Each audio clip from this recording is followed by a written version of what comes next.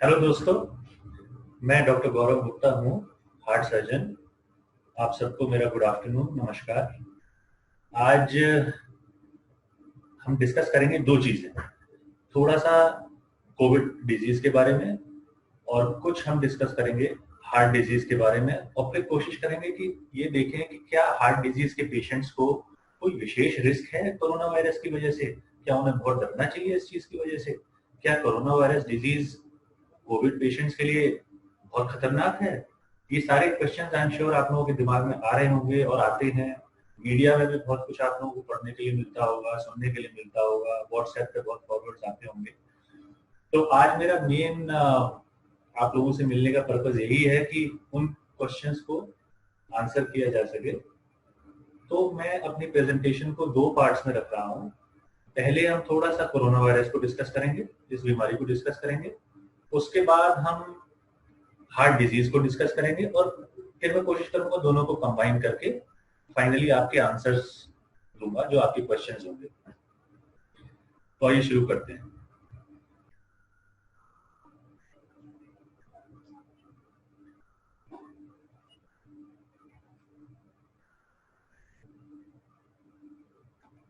मैं आपको फिर से अपने आप को इंट्रोड्यूस करा दूं। मैं डॉक्टर गौरव गुप्ता हूं, ईएसआरआई हॉस्पिटल में एज हार्ट सर्जन काम करता हूं।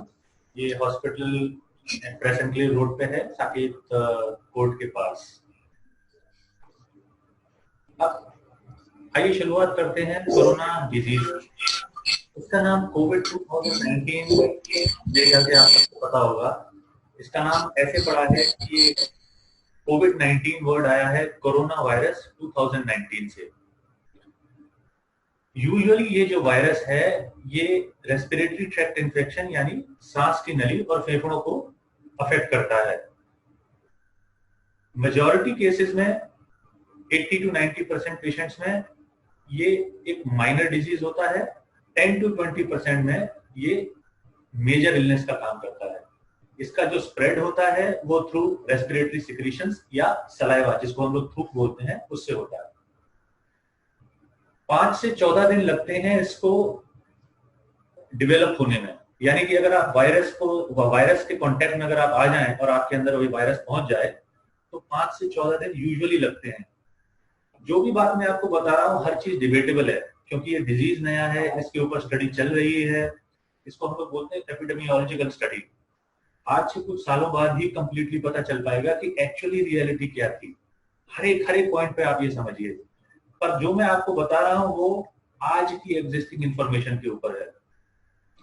ऐसा माना जाता है कि corona virus disease old age में, डायबिटिक्स में, ब्लड प्रेशर के पेशेंट्स में, जिनको फेफड़ों की बीमारी हो, जिनको कैंसर हो या जिनको हार्ट की बीमारी हो, उनको ज्यादा होता है। या एक तरीके से ये समझें कि उनको ज्यादा सीरियस कॉम्प्लिकेशंस हो सकते हैं। कोरोना वायरस किसी के भी बॉडी में जा सकता है, पर ऐसा माना जा रहा है कि इन लोगों को ये कॉम्प्लिकेशन शायद ज्यादा कर सकता है। अब अगर किसी को कोरोना वायरस हो जाए तो सबसे पहले जानना ये जरूरी है कि मोस्ट केसेस में ये एसिम्प्टोमेटिक होगा, यानी आपको पता भी नहीं चलेगा कि मुझे कोरोना वायरस ने इन्फेक्ट किया और अब कोरोना वायरस चला भी गया। पर कुछ लोग ऐसे हैं जिनको कुछ सिम्टम्स आएंगे, जैसे बुखार, खांसी, फटीग यानी थकान महसूस होना, बॉडी एक होना, कमर में दर्द होना, सोर थ्रोट होना। अब आप रियलाइज करेंगे कि ये सिम्टम्स कॉमन कोल्ड में भी होते हैं, जो हमको साल में एक दो बार हम सभी इंडियंस को हो ही जाता है। तो कोरोना वायरस को एक कॉमन कोल्ड से डिफरेंशिएट नहीं किया जा सकता अगर सिम्टम्स माइल्ड हैं तो। और और कोरोना वायरस मोस्ट लोगों में एक कॉमन कोल्ड की तरह ही होके निकल जाएगा। कुछ यूनिक सिम्टम्स भी हैं, जैसे loss of smell and taste. अब सवाल ये होता है कि कोरोना वायरस एक खतरनाक रूप कब धारण कर लेता है। कोरोना वायरस से डरने की जब जरूरत है जब कॉमन कोल्ड के साथ आपको ब्रीदिंग डिफिकल्टी यानी सांस लेने में तकलीफ शुरू हो जाए, खांसी बहुत ज्यादा होने लगे सांस के फूलने के साथ, या सीने में दर्द होने लगे। तब हमें मानना पड़ेगा कि शायद हम सीरियस कोरोना वायरस इन्फेक्शन की तरफ जा रहे हैं। और यूजुअली ये सिम्टम्स जब होते हैं जब इंसान को निमोनिया होने लगता है। अब ये सीरियस कॉम्प्लिकेशंस भी कोई कोरोना वायरस की वजह से ही नहीं होते। किसी और वायरस से भी अगर निमोनिया होगा या बैक्टीरिया से निमोनिया होगा तो breathing difficulty, fever, chest pain ये हो सकता है। तो इसमें भी कोई यूनिकनेस नहीं है। अब अगर किसी को आजकल अगर किसी को कोरोना वायरस का डर है या डॉक्टर को लगता है कोरोना वायरस है उसको, तो यूजुअली पहले डॉक्टर पेशेंट से हिस्ट्री लेता है डायग्नोसिस बनाने के लिए। एक्सपोजर की हिस्ट्री लेता है कि भाई आपके घर में कोई तो नहीं था, या आप किसी कांटेक्ट में तो नहीं आए, किसी के कांटेक्ट में तो नहीं आए जिसको कोरोना वायरस था। जब ये दो चीज वो डॉक्टर आपको एग्जामिन कर लेता है, आपसे हिस्ट्री ले लेता है, उसके बाद एक टेस्ट है पीसीआर, जिसका आप लोगों ने सुना होगा। ये गोल्ड स्टैंडर्ड टेस्ट है आज भी, और इससे डायग्नोसिस बनाई जाती है।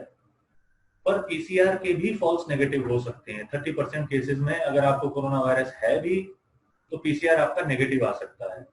अभी रिसेंटली एक रैपिड टेस्ट भी आया है, एंटीजन बेस्ड ही है ये बहुत जल्दी रिजल्ट दे देता है। पीसीआर में थोड़ा टाइम लगता है। एंटीबॉडी टेस्ट भी आए हैं, हालांकि एंटीबॉडी टेस्ट से ये नहीं पता चलता कि एक्टिव इन्फेक्शन है या नहीं। एंटीबॉडी टेस्ट से ये पता चलता है कि हाँ, इनको कोरोना वायरस ने अफेक्ट तो किया है और उसके रिस्पॉन्स में बॉडी में एंटीबॉडीज बन रहे हैं।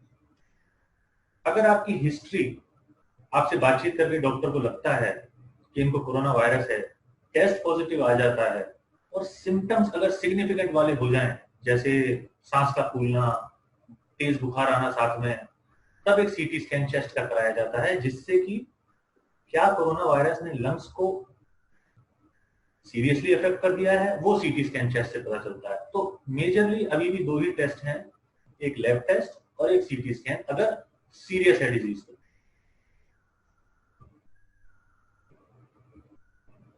अगर कोरोना वायरस किसी को हो जाए, कोविड डिजीज हो जाए, तो मोस्ट पेशेंट्स में सिर्फ सिम्टोमेटिक रिलीफ करने से, या जैसे एक किसी और साधारण कॉमन कोल्ड को ट्रीट किया जाता है वैसे किया जाए तो पेशेंट ठीक हो जाएगा। जैसे बुखार आए तो क्रोसिन ले लीजिए, या जिसको पैरासीटामोल बोलते हैं, रेस्ट करिए, ठीक से खाइए पीजिए, और जैसे एक normal viral respiratory tract infection निकलता है वैसे ही निकल जाएगा। पर अगर सीरियस होता है तब कुछ दवाइयां हैं, कुछ मेडिसिन हैं जो अब आ गई हैं, जिनके ऊपर अभी भी रिसर्च ही चल रही है कि ये वाकई में कारगर हैं भी या नहीं है। वो है हाइड्रोक्सीक्लोरोक्वीन। आपने, आई एम श्योर सबने ये नाम सुने होंगे। मैं सिर्फ मेंशन कर रहा हूँ कि डिटेल्स में इसलिए नहीं जा रहा हूँ क्योंकि रामबाण दवाई इसमें से अभी भी कोई नहीं है, सिर्फ ये ट्राई की जा रही है। और कुछ रिसर्च ने शो किया है कि ये इफेक्टिव है, कुछ रिसर्च कहती है शायद इफेक्टिव नहीं है, पर ये ट्राई जरूर की जा रही है।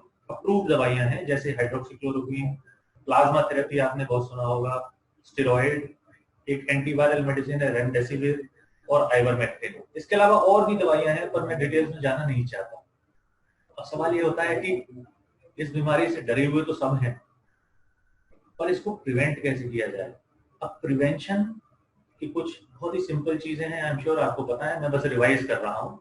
एक तो मास्क जरूरी है लगाना, वो भी जब आप क्राउडेड प्लेसेस में जाएं। अगर घर में हैं या अगर आप पार्क में जा रहे हैं, आसपास कोई नहीं है, तो मास्क लगाने की भी जरूरत नहीं है। पर हाँ, अगर आप क्राउडेड प्लेस में जा रहे हैं या बाजार में जा रहे हैं जहाँ लोगों के कांटेक्ट में आएंगे, वहाँ मास्क जरूर लगाएं। हैंड वॉशिंग फ्रीक्वेंटली करें। हैंड वॉशिंग के दो तरीके हैं, सोप या वाटर से, या एल्कोहल रब्स आते हैं। सोप एंड वाटर बेस्ट है, अगर वो उस समय अवेलेबल नहीं है तो एल्कोहल का रब यूज किया जा सकता है। हाथ से फेस को टच ना करें, क्योंकि जो वायरस है वो हाथ के थ्रू ही फेस पे जाएगा, और फेस पे जाने के बाद अगर वो मुंह में चला जाए या रेस्पिरेटरी ट्रैक्ट में चला जाए तो आपको कोरोना वायरस डिजीज हो सकता है। सोशल डिस्टेंसिंग बना के रखें, 1 से 2 मीटर का डिस्टेंस प्रेफरेबल है। अगर आप लाइन में खड़े हैं या कहीं भीड़ वाली जगह में खड़े हैं तो कोशिश करें 1 से 2 मीटर का डिस्टेंस बना के रखें। क्राउड्स को अवॉइड करें, इस समय जरूरी ट्रेवल ही करें।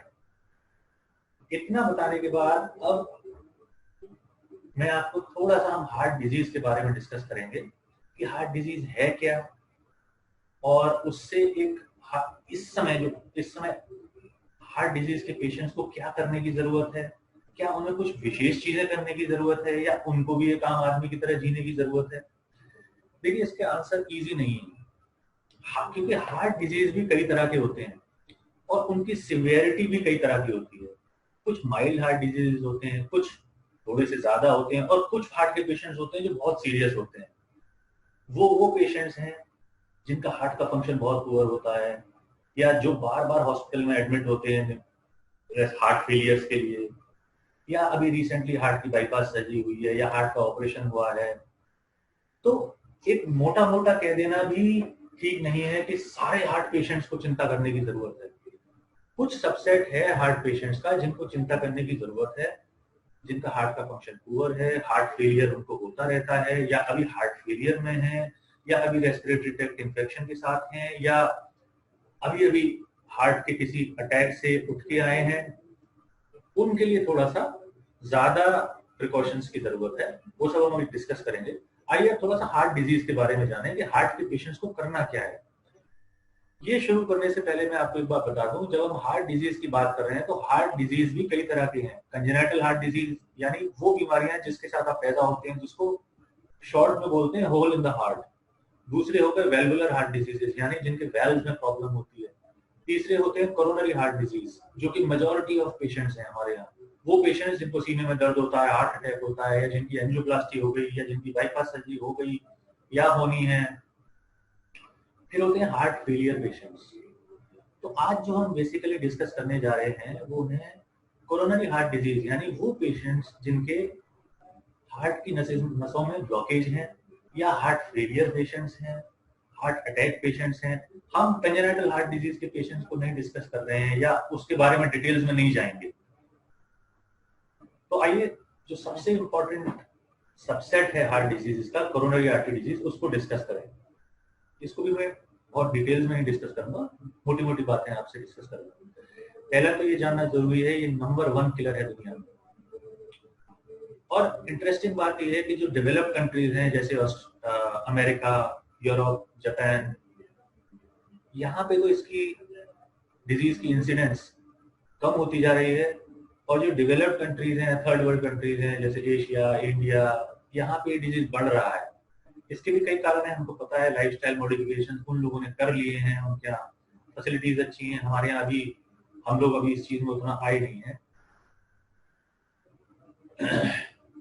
हार्ट को भी थोड़ा सा समझने की जरूरत है कि हार्ट है क्या चीज। देखिए, हार्ट वो ऑर्गन है जो इस बॉडी में सबसे ज्यादा हार्ड वर्क करता है। हार्ट सबसे ज्यादा हार्ड वर्क करता है, हर समय कॉन्ट्रैक्ट कर करके आपकी बॉडी में 4 से 5 लीटर ब्लड हर मिनट में हर तरफ पहुंचा रहा होता है, जिससे कि न्यूट्रिएंट्स और ऑक्सीजन शरीर के हर पार्ट में पहुंच जाए। तो हार्ट का ये काम है, हार्ट कभी रेस्ट नहीं कर सकता। अब जब हार्ट पूरी बॉडी की रिक्वायरमेंट्स को सप्लाई कर रहा है थ्रू इट्स कॉन्ट्रैक्शन, तो हार्ट को खुद भी न्यूट्रिएंट्स चाहिए और ऑक्सीजन चाहिए। हार्ट की अपनी भी रिक्वायरमेंट्स है, ऑब्वियसली सबसे ज्यादा है, क्योंकि वो एक मैकेनिकल ऑर्गन है जो हर समय मूव कर रहा है, बाकी ऑर्गन मूव नहीं कर रहे हैं।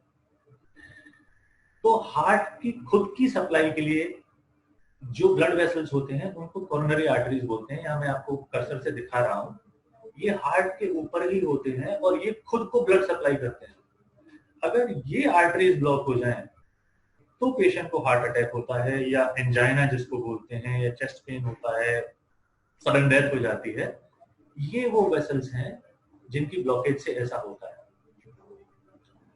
अब ये ब्लॉकेजेस होती क्यों है? ब्लॉकेजेस इसलिए होती हैं कि ओवर टाइम एक नॉर्मल एजिंग प्रोसेस में ऐसा होता है कि ब्लड वेसल्स धीरे धीरे उनके अंदर डिपोजिशन होने लगता है, फैट का, कोलेस्ट्रॉल का, कैल्शियम का, और धीरे धीरे नसें बंद होने लगती है। ये नॉर्मल एजिंग प्रोसेस है, इसको हम लोग एथेरोस्क्लेरोसिस बोलते हैं।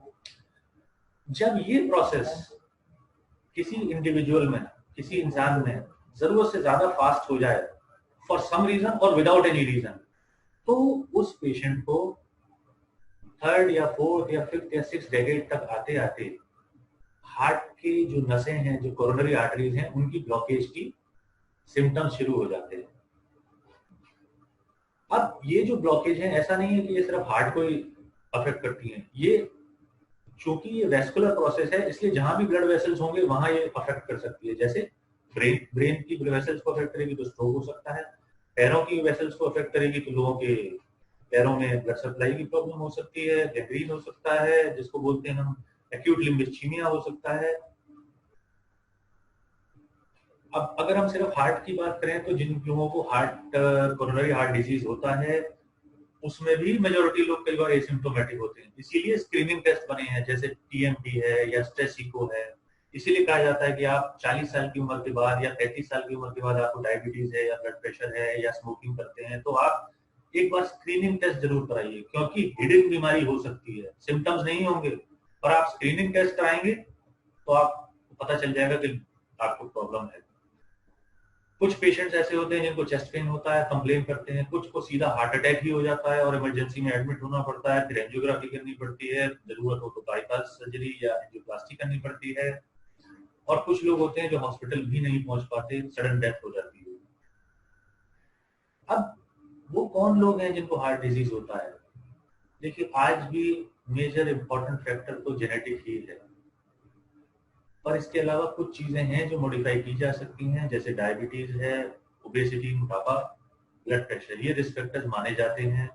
अर्बनाइजेशन और एक अनहेल्दी लाइफस्टाइल को भी ब्लेम किया जाता है हार्ट डिजीज के लिए। कुछ चीजें ऐसी हैं जिसको आप हेल्प नहीं कर सकते, जैसे एज। अब हार्ट डिजीज एक पर्टिकुलर एज के बाद होता है, उसको तो हम अवॉइड नहीं कर सकते, एजिंग को अवॉइड नहीं कर सकते। मेल्स में ज्यादा होता है, फीमेल्स थोड़ी प्रोटेक्टेड रहती हैं। कुछ पर्टिकुलर रेसेस में ज्यादा होता है, फैमिली हिस्ट्री हो तो ज्यादा होता है। इस चीजों को तो हम रोक नहीं सकते, हमारी हमारी हाथ के बाहर है। पर कुछ चीजें ऐसी हैं जो आप जरूर कर सकते हैं अपने हार्ट को और अपने आप को प्रोटेक्ट करने के लिए। जैसे आप अपना कोलेस्ट्रॉल लेवल ठीक रखें, स्मोकिंग ना करें, ब्लड प्रेशर ठीक रखें, ब्लड शुगर कंट्रोल में रखें अगर डायबिटीज है तो, मोटापे से दूर रहें, एल्कोहल के एक्सेसिव यूज से दूर रहें, एल्कोहल अवॉइड करें तो और अच्छा है, फिजिकल इनएक्टिविटी ना रखें, एक्सरसाइज रेगुलरली करें। सिगरेट स्मोकिंग जरूर अवॉइड करें, बिकॉज सिगरेट स्मोकिंग से नंबर 1 ब्लड प्रेशर बढ़ सकता है। जो गुड कोलेस्ट्रॉल है जिसको एचडीएल बोलते हैं, उसकी क्वांटिटी ब्लड में कम होती है, बैड कोलेस्ट्रॉल की क्वांटिटी बढ़ती है और इससे हार्ट अटैक्स प्लस कैंसर दोनों चीजें हो सकती हैं। डायबिटिक्स को भी ध्यान रखने की बहुत जरूरत है, बिकॉज उनको 2.5 गुना ज्यादा इंसिडेंस है हार्ट अटैक और स्ट्रोक का, ब्रेन के स्ट्रोक होने का। ये लोग ज्यादा इस चीज से they can die of heart attack और stroke. The most common cause of death in a diabetic is still heart disease.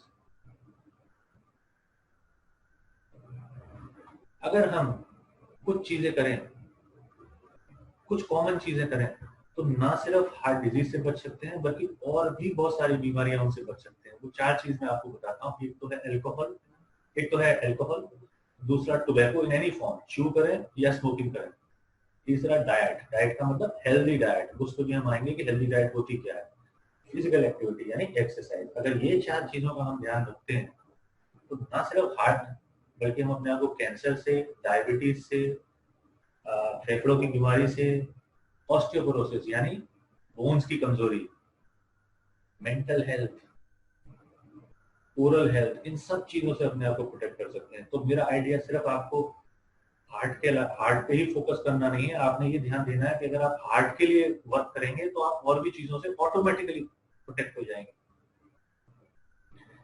अब डाइट की अगर हम बात करें तो हम रियलाइज करते हैं, और मैंने रियलाइज किया है कि हम लोगों के खाने पीने में कार्बोहाइड्रेट की मात्रा बहुत ज्यादा होती है। कार्बोहाइड्रेट यानी ग्रेन्स, यानी आलू, आई मीन व्हीट, गेहूं, चावल, पोटैटो, इन चीजों को हमें कम करना है। कार्बोहाइड्रेट सबसे खराब है, हमें ज्यादा प्रोटीन्स की तरफ जाना है, जैसे गाढ़ी दाल हो गई, मीट हुआ, एग्स हुए, पनीर हुआ, सोयाबीन हुआ, फ्रूट्स एंड वेजिटेबल्स, ये अच्छी चीजें हैं हेल्थ के लिए, हम सबको पता है पर हम कर नहीं पाते हैं। हमें टोटल कैलोरी इंटेक कम करना है। टोटल कैलोरी इंटेक कम करने का मतलब है हमें कार्बोहाइड्रेट्स का इंटेक कम करना है, हमें फैट्स का इंटेक भी कम करना है। फैट का इंटेक कम करने से मेरा मतलब ये नहीं कि आप फैट्स को बिल्कुल हटा दीजिए, जस्ट आपको कम करना है। आई एम श्योर हम लोग ये करते हैं, फोकस हमारा फैट की तरफ ज्यादा रहता है, पर ये ध्यान रखिए कि फैट की तरफ तो हमारा फोकस गया है, जो कार्बोहाइड्रेट्स की तरफ नहीं गया है। इसलिए कार्बोहाइड्रेट्स यानी ग्रेन्स और शुगर बिल्कुल अवॉइड करिए। और ग्रेन्स का मतलब दाल नहीं है मेरे लिए, मेरा मतलब है गेहूं, चावल, पोटैटो, इस तरह की चीजें कम करिए। सॉल्ट का इंटेक भी कम होना चाहिए। 6 ग्राम से ज्यादा सॉल्ट का इंटेक करना हार्मफुल हो सकता है। अगर आपको अल्कोहल लेना ही है तो 1 या 2 ड्रिंक से ज्यादा अवॉइड करें। बेस्ट है आप बिल्कुल ना लें। कुकिंग ऑयल्स के बारे में भी लोगों की बड़ी भ्रांतियां हैं कि कौन सा कुकिंग ऑयल बेस्ट है, किसको खाना है, किसको नहीं खाना है। तो मेरा आपसे ये कहना है कि सैचुरेटेड फैट्स, कुछ फैट्स को माना जाता है जो थोड़े बुरे माने जाते हैं, जैसे कोकोनट ऑयल, पाम ऑयल और रिफाइंड ऑयल्स। बट इस पे भी काफी कंट्रोवर्सी है। बट जनरली ऐसा माना जाता है कि ऑलिव ऑयल हुआ, ग्राउंडनट ऑयल हुआ, कनोला मस्टर्ड ऑयल यानी सरसों का तेल, ये ज्यादा अच्छे होते हैं। सनफ्लावर ऑयल, सोयाबीन ऑयल इससे भी बेटर है। और फिश ऑयल जो कि ओमेगा 3 फैटी एसिड्स में रिच हैं, वो बेस्ट माने जाते हैं। इनका सेवन ज्यादा करें। एक्सरसाइज से बढ़िया टॉनिक बॉडी के लिए कोई नहीं है। बॉडी और माइंड, सोल, हर एक हेल्थ के लिए एक्सरसाइज से बढ़िया कोई चीज नहीं है। ये समझिए, ये एक चीज है जो बिल्कुल नॉन नेगोशिएबल है। ये तो आपको करना ही करना है, और उतना करना है जितना आप टॉलरेट कर सकते हैं। इसमें ये नहीं है कि आपको अपने आप को बिल्कुल टॉर्चर करना है, टॉर्चर नहीं करना है, बट एक रेगुलर एक्सरसाइज करने की हैबिट बनानी है। और एक्सरसाइज भी थोड़ी प्रोग्रेसिव होनी चाहिए, मतलब थोड़ा सा चैलेंज आपको अपने आप को रोज करना है। और हमें सबको पता है कि अगर हम रेगुलर एक्सरसाइज करेंगे, डाइट का ध्यान रखेंगे, तो अपने आप ही मोटापा और जो बीमारियां मैंने अभी आपको बताई वो सब अपने आप कम होने लगेंगी, और नेचुरली हार्ट डिजीज की प्रॉब्लम भी कम होने लगेगी। अब सवाल ये है कि अगर आपने बहुत अच्छी लाइफ जी, सब कुछ अच्छा किया, फिर भी अगर हार्ट डिजीज हो जाए तो क्या करें? और स्पेशली आजकल क्या करें जब जितना हल्ला मचा हुआ है कोविड डिजीज का। सबसे इंपॉर्टेंट ये, don't lose heart. Heart disease हो या कोरोना वायरस हो या दोनों का कॉम्बिनेशन भी हो जाए, तो ये डेथ सेंटेंस नहीं है। इसका मतलब ये नहीं है कि आप गए काम से, ऐसा नहीं है। हाँ, आपको सतर्क रहने की जरूरत है, आपको कॉन्शियस रहने की जरूरत है, आपको स्मार्ट रहने की जरूरत है, पर आपको डरने की बिल्कुल जरूरत नहीं है। आजकल के टाइम में और हर टाइम में कुछ चीजों का आप ध्यान रखिए। रेगुलर एक्सरसाइज करिए, वेट का ध्यान रखिए, स्मोकिंग अवॉइड करिए, हाइपरटेंशन डायबिटीज अगर है तो उसको कंट्रोल रखिए, और जो मेडिसिन आपको दी गई है वो जरूर टाइम से लीजिए। अब मैं एक बार और कोरोना के बारे में आपसे डिस्कस करूंगा, और फिर फाइनली आपसे क्वेश्चंस लूंगा। देखिए, मैंने आपको बताया कोरोना वायरस 80 to 90% लोगों को परेशान नहीं करेगा। एसिम्प्टोमेटिक या माइनर इलनेस के साथ निकल जाएगा। चाहे आपको माइनर हार्ट, अगर आपको हार्ट डिजीज है तब भी ऐसा ही होगा। कुछ स्पेसिफिक लोग हैं जिनकी हार्ट डिजीज की सीवियरिटी बहुत ज्यादा है, जैसे हार्ट का फंक्शन 15% है, 20% है, हार्ट फेलियर में है, साथ में ओल्ड एज भी है, साथ में डायबिटीज भी है, इनएक्टिविटी भी है। ऐसे लोगों को हो सकता है कि कोरोना वायरस जल्दी पकड़ ले और कॉम्प्लिकेशन में वो चले जाए, और बाकी सबको घबराने की जरूरत नहीं है।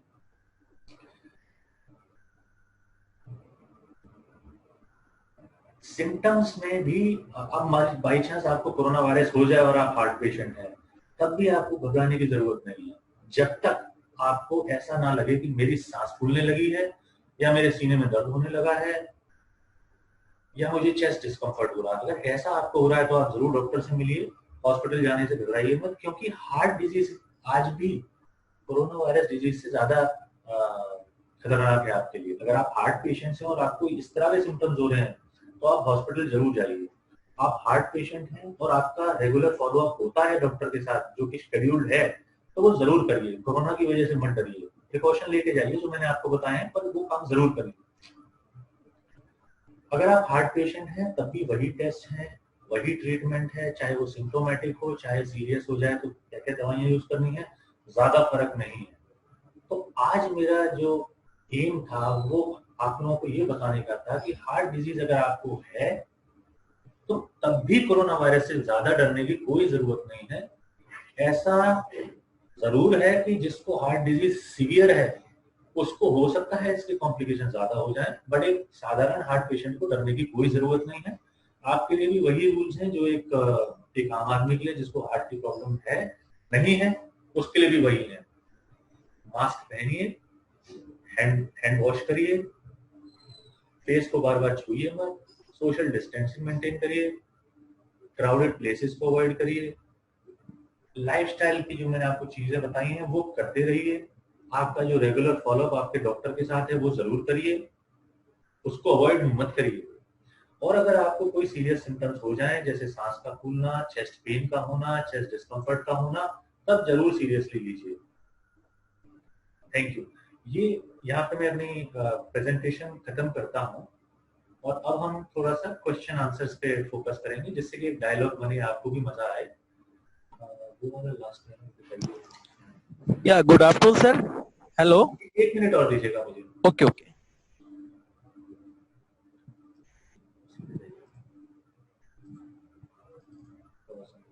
Last slide.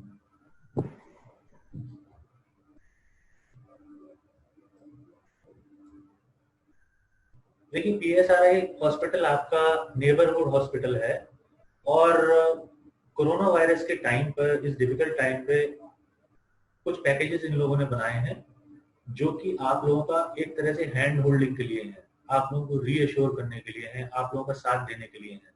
ये कॉन्टैक्ट नंबर आप जरूर रखिए अपने पास, 9811441111। इस नंबर को आप नोट कर लीजिए और अगर आपको लगता है कोई पैकेज आपको लेने से आपको फायदा है तो आप उसको जरूर लीजिए। आइए अब डिस्कशन की तरफ चलते हैं। सर मोबाइल नंबर दोबारा बता दीजिए।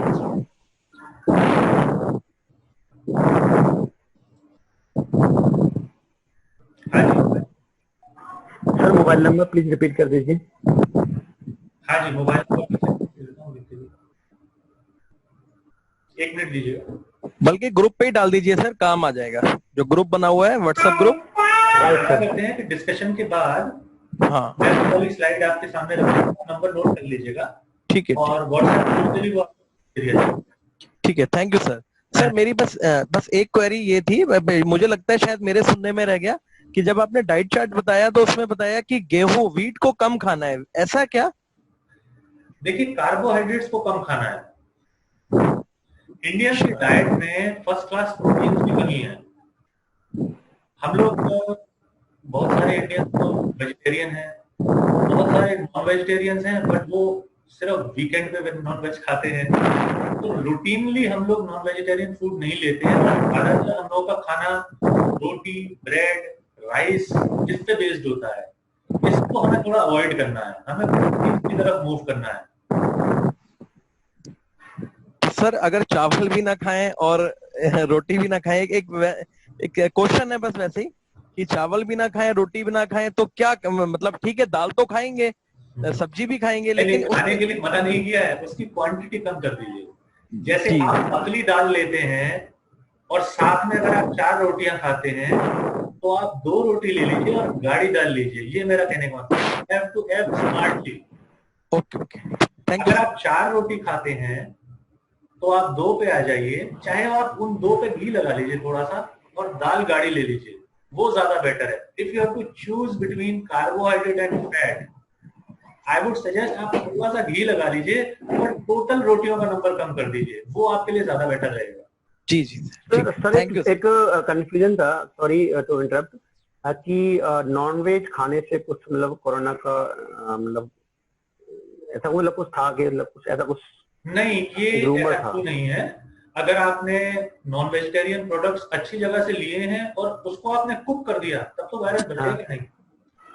अच्छा अच्छा, नॉन तो वेज से मतलब कोई इसका ये लेना नहीं है। इस चीज से डरने की जरूरत नहीं है। ठीक है सर, थैंक यू।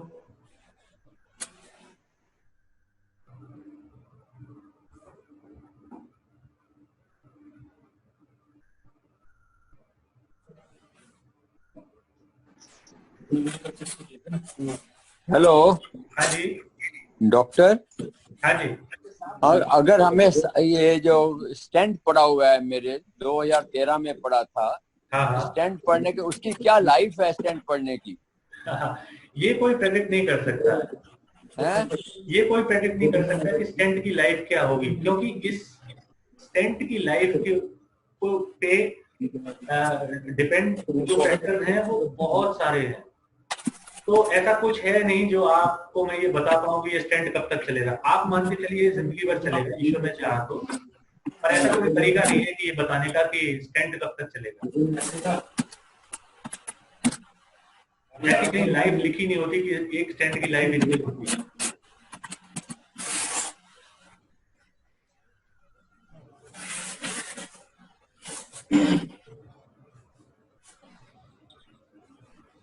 डॉक्टर, हाँ जी।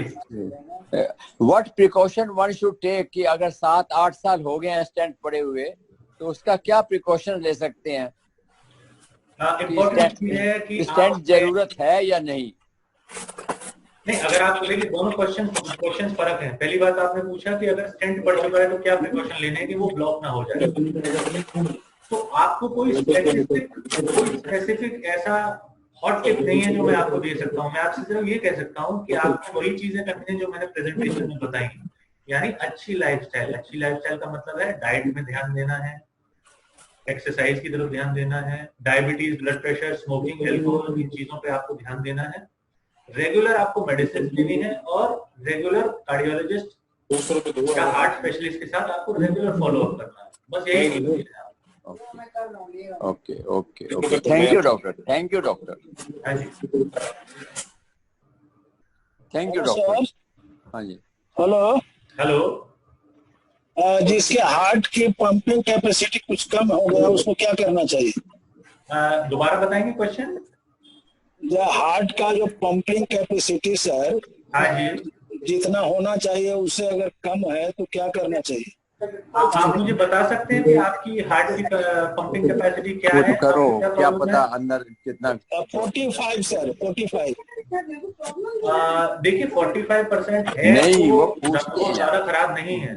पहली बात तो ये। नेगेटिव कहाँ से आ गया? दूसरी बात ये है कि बहुत सर्टेन केसेस में ही हार्ट की जो पंपिंग कैपेसिटी है वो बढ़ाई जा सकती है।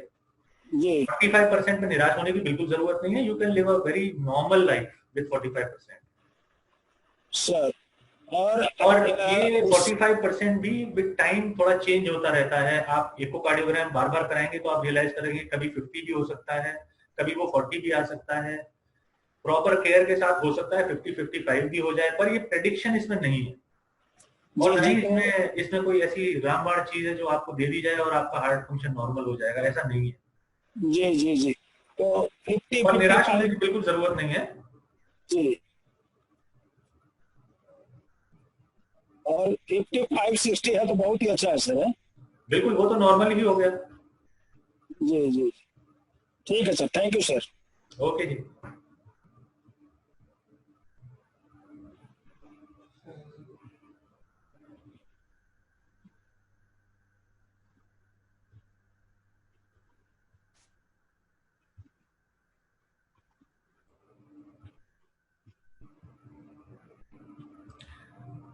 एक हेलो, अभी किसी ने क्वेश्चन किया है हेलो कि सॉरी, आपका क्वेश्चन से पहले मैं एक और क्वेश्चन आया है उसका जवाब दे दूं। Thank you. एक किसी ने सवाल किया है कि ये कैसे पता चले कि सांस जो फूल रही है वो कोरोना वायरस की वजह से फूल रही है या हार्ट डिजीज की वजह से फूल रही है। क्वेश्चन बहुत अच्छा है। देखिए, कोरोना वायरस में जब आपकी सांस फूलेगी तो सांस के फूलने से पहले आपको कुछ सिम्टम्स होंगे। सांस सडनली नहीं फूलने लगेगी, उससे पहले आपको रेस्पिरेटरी ट्रैक्ट इन्फेक्शन के सारे साइंस हो जाएंगे। फीवर होगा, खांसी होगी, कुछ टाइम थोड़ी हल्की सांस फूलेगी, चेस्ट में डिस्कम्फर्ट होगा, फिर एक दिन ज्यादा सांस फूलने लगेगी। यानी एक तरीके से हम निमोनिया के की तरह बिहेव करेगा पेशेंट। पर जिसको हार्ट की प्रॉब्लम है उसको सांस फूलेगी, बिना बुखार के फूल सकती है, वो सडनली फूल सकती है। तो ये डिफरेंशिएशन है। हालांकि कुछ केसेस में, जैसे सपोज हार्ट का पेशेंट है और उसको निमोनिया हो जाए, तो फिर बताना बिल्कुल इम्पॉसिबल है कि ये कोरोना वायरस की वजह से या हार्ट डिजीज की वजह से। पर यूजुअली हार्ट के पेशेंट को अगर इन्फेक्शन नहीं है तो उसकी सांस बिना बुखार के या बिना खांसी के फूलने लगेगी, और यूजुअली ये बड़ी सडन इन ऑनसेट होगी। वो क्लियरली पता चलेगा, पेशेंट को पता चलेगा। और कोरोना वायरस के पेशेंट को बुखार होगा, थोड़ा गला खराब होगा और उसके बाद सांस फूलेगी। हाँ जी, बताएं क्या क्वेश्चन है? Grateful thanks, doctor. Hello. हाँ जी। First of all, grateful thanks for educating us. I am diagnosed as walking angina. My request to you to educate me. My heart rate used to be around 50 to 60, but doing the exercise alone also since last 2-3 months, It has sir gone आप up. थोड़ा सा जोर से बोलिए क्योंकि आवाज साफ नहीं आ रही, प्लीज दोबारा बताइए। Hello. हाँ जी, Am I audible? Yes. I have been diagnosed as walking angina. You have angina on walking. Walking, yeah, that's All what right. but even angiography, but that's because I'm on medicine already. Sorry. I am already on medicine. Okay. Now, my request to you to educate me, advise me. My heart rate used to be, pulse rate used to be around 55. All right. Since last 2-3 months, when I started doing exercise more regularly and with aloe also, it has gone up to 80-85. Number one. Then the BP also, the downward has also increased to 90. Mhm. Number one. Number second is, what are the reasons of stomach bloating, पेट फूलने का, and how can we prevent it? देखिए, आपने मुझे अपने बारे में कुछ details बताए हैं हेल्थ से रिलेटेड, कुछ आपने मुझे नंबर्स भी बताए, हार्ट रेट और ब्लड प्रेशर। इतना आसान नहीं है कि मैं आपको इस चीज पे इस फोरम पे एडवाइस करूं।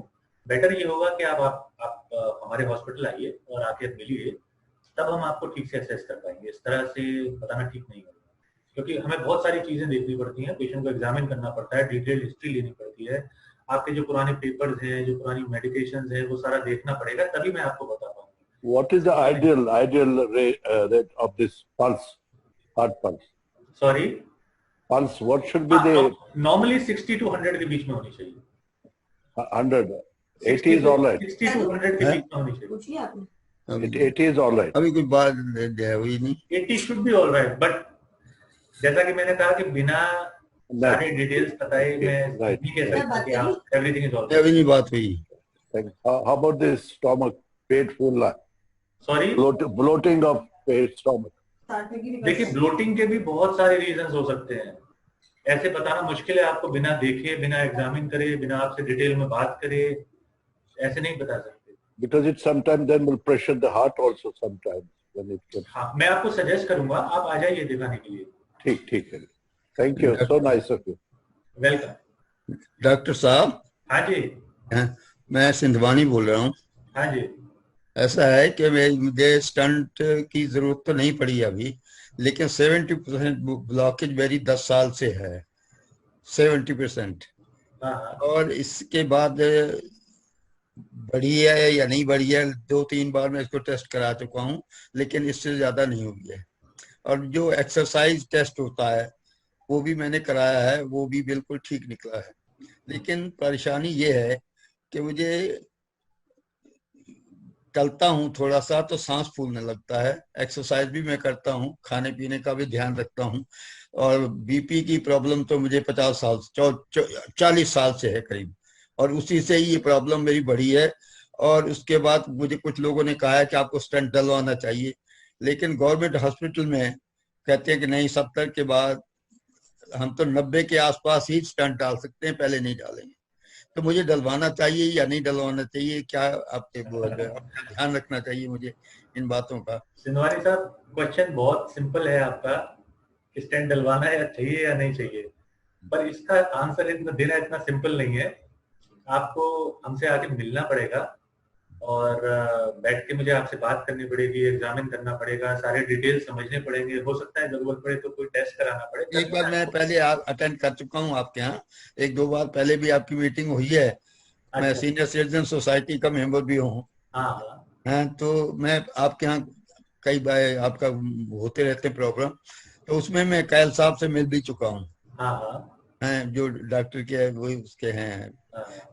तो मैं ये चाहता हूँ कि वैसे तो कोई ज्यादा परेशानी मुझे नहीं है, लेकिन कोरोना टाइम इसमें आने से पूरी परेशानी मुझे लगती है कि कहीं ऐसा तो नहीं है कि मुझे 10-12 साल से मेरी जो प्रॉब्लम चल रही है ब्लॉकेज की, तो कहीं वो बढ़ तो नहीं जाए। कई बार परेशानी तो आप जानते ही हैं कि जब कोई भी परेशानी हो तो ध्यान तो वहीं जाता है कि हाँ भाई कोई बात तो नहीं है।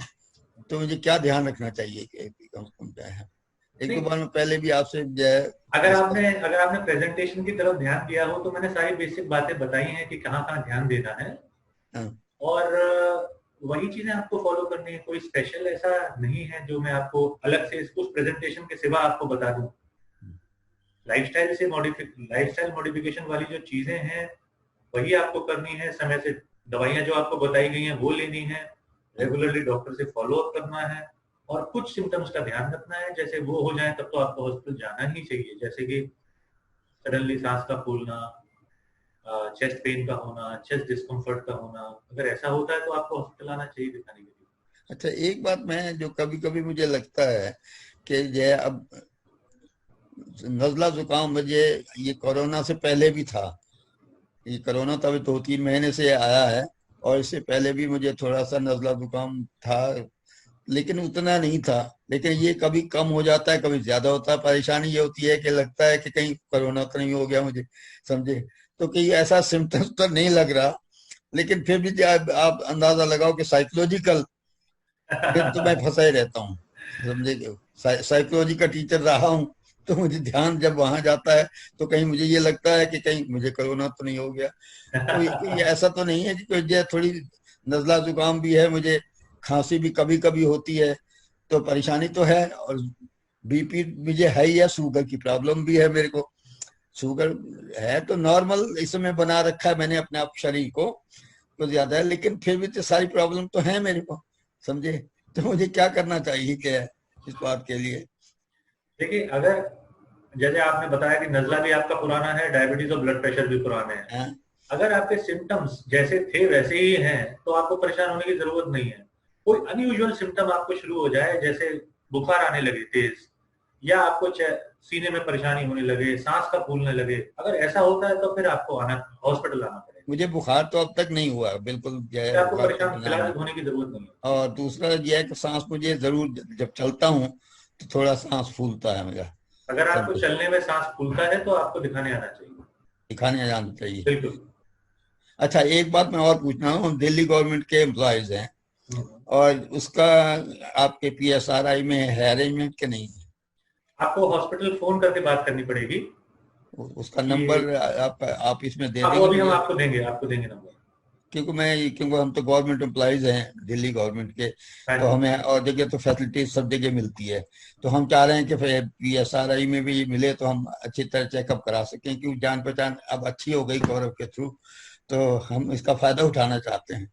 बिल्कुल, अभी आपको हम नंबर प्रोवाइड करेंगे, कॉन्टेक्ट नंबर, उनसे फिर आप बात करके अपॉइंटमेंट ले सकते हैं, ताकि हम इसका फायदा उठा सकें कुछ ना कुछ। क्योंकि एज भी 80 होगी मेरी, समझे, 80 से ऊपर ही है, कम नहीं है। अभी तो आप बहुत फिट हैं। हाँ, अभी मैं अपने आप को फिट समझता हूँ, इसमें कोई शक नहीं है, क्योंकि मैं जो सोसाइटी का अध्यक्ष भी हूँ, और हर समय चलना फिरना, दौड़ना भागना तो चलता ही रहता है मेरा। तो मैं अपने आप को ये समझता हूँ कि मैं अभी तक ठीक हूँ। अच्छी बात। Thank you very much. Welcome.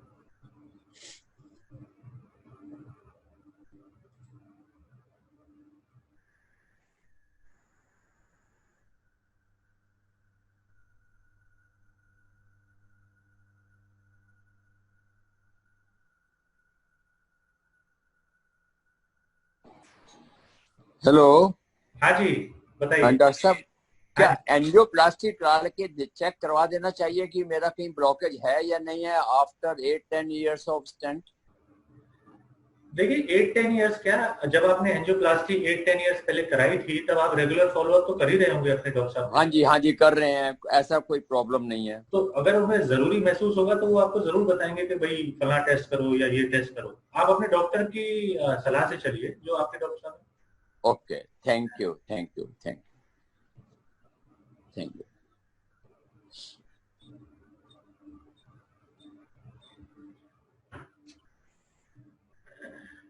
कोई और क्वेश्चंस हो तो बताएं।